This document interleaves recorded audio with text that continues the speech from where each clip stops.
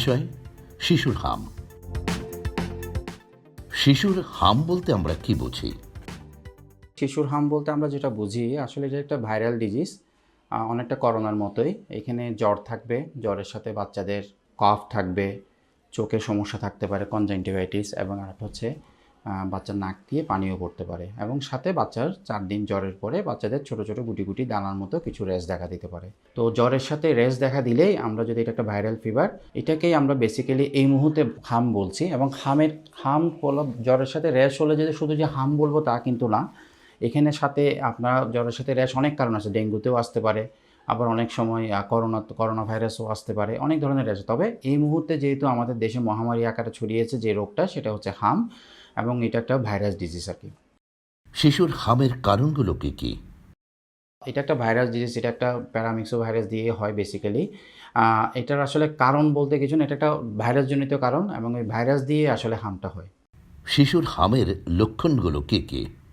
হাম যখন আমাদের কাছে একটা বাচ্চা যখন আমাদের সাথে জ্বর এবং গায়ের মধ্যে দানা অথবা র্যাশ নিয়ে আমাদের কাছে আসে, তখন আমরা কয়েকটা জিনিস দেখার চেষ্টা করি যে বাচ্চাটার আজকে কয়দিনের জ্বর, এবং সাথে ওর সাথে এটা কফ আছে কিনা, সাথে বাচ্চাটার চোখে কোনো সমস্যা আছে কিনা, বাচ্চাটার নাক দিয়ে কোনো পানি পড়ছে কিনা, এবং বাচ্চার জ্বরের 4-5 দিন পরে বাচ্চার কোনো গায়ের মধ্যে কোনো র্যাশ আসছে কিনা সেটা আমরা দেখার চেষ্টা করি। তাহলে বেসিক্যালি আমরা বলতে পারি যে হাম আসলে বাচ্চাদের সাথে জ্বর থাকবে, কাফ থাকবে, বাচ্চার চোখের সমস্যা বা কনজাংটিভাইটিস থাকতে পারে, আর বাচ্চার নাক দিয়ে পানি পড়তে পারে, সাথে রেশ।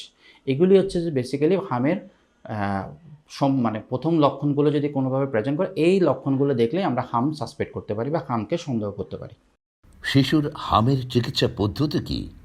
হামের চিকিৎসা পদ্ধতি এটা যেটা আমরা বলি সাপোর্টিভ ট্রিটমেন্ট, মানে যে ট্রিটমেন্টটা দিয়ে আমরা হামের যে ব্যাপারটাকে বা সিভিয়ারিটি ব্যাপারটাকে একটু সহনীয় পর্যায়ে রাখতে পারি।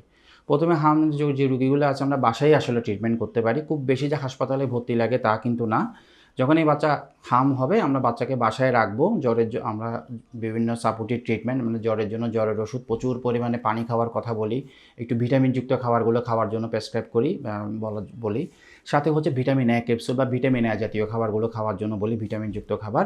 এবং যদি দেখি যে বাচ্চার প্রচণ্ড শ্বাসকষ্ট হচ্ছে, বাচ্চার হঠাৎ করে খিঁচুনি হচ্ছে, বাচ্চার বিভিন্ন রকমের কমপ্লিকেশন, যেমন বিশেষ করে হামের ক্ষেত্রে যেই কমপ্লিকেশনগুলো হয়, যেমন অনেক সময় চোখ দিয়ে পানি পড়া, চোখ খুলতে না পারা, পেটে প্রচণ্ড ব্যথা, এবং হচ্ছে হঠাৎ করে খিঁচুনি হওয়া, অথবা প্রচণ্ড রকম শ্বাসকষ্ট, এই ধরনের জিনিসগুলো যদি দেখি আমরা বলি যে বাচ্চাগুলোকে সরাসরি হাসপাতালে ট্রিটমেন্ট করার জন্য। আসলে যদি বলতে যাই, হামের ট্রিটমেন্ট হচ্ছে বেসিক্যালি সাপোর্টিভ ট্রিটমেন্ট, মানে চিকিৎসা বোধে সাপোর্টিভ ট্রিটমেন্ট, মানে বাচ্চাটাকে যাতে খুব বেশি যাতে খারাপের দিকে না যায় সেই ব্যবস্থাটুকু করা। শিশুর হাম কিভাবে প্রতিরোধ করা সম্ভব? হাম প্রতিরোধের উপায়, প্রথম যে উপায়টা সেটা হচ্ছে যে প্রত্যেকটা বাচ্চাটাকে টিকার আওতায় নিয়ে আসা।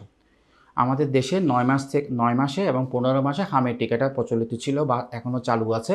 এই টিকার মধ্যে বাচ্চাদেরকে নিয়ে, মানে হাম না হওয়ার জন্য আমাদের যেটা করতে হয়, আমাদের দেশে যে ইপিআই শিডিউলে যে টিকাগুলো আছে, ওই টিকাগুলো দেওয়ার ব্যবস্থা করা, বিশেষ করে 9 মাসে এবং 15 মাসে হামের টিকাটা।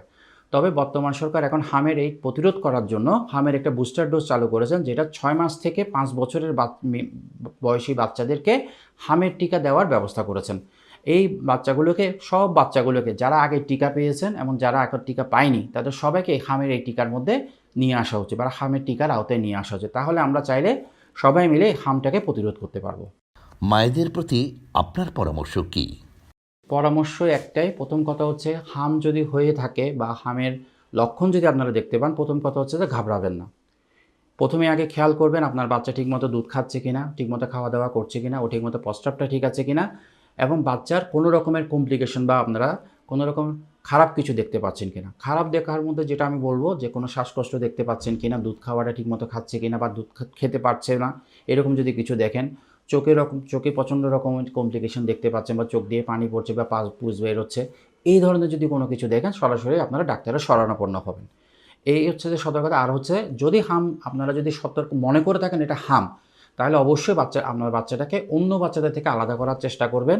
একটু খোলামেলা পরিবেশের মধ্যে রাখবেন, খুব বেশি ভিড়যুক্ত জায়গায় নেবেন না, এবং বাচ্চাকে অতিরিক্ত পানি, পর্যাপ্ত পরিমাণে পানি, এবং বাচ্চাকে বিশেষ করে ভিটামিনযুক্ত খাবারগুলো খাওয়ার জন্য উৎসাহিত করবেন।